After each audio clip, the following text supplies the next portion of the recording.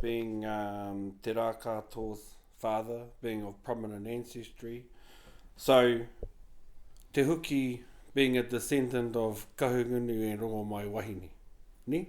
Aye. Yeah. So, ka moe ia Kahungunu i a Rongo Mai Wahine, ka puta ko Kahukuranui. Nā Kahukuranui ko Rākai Pāka.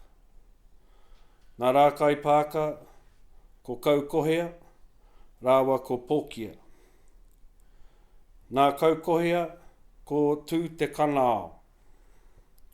Nā Tū Te Kanao ko Tūreia. Nā Tūreia ko tēnei tipuna e kia nei ko Te Huki. Ka moe ia Te Huki a te rōpuhina, ka puta ko Te Rākatō, ko Tūreia, te Tuarua, rātou ko Te Rehu.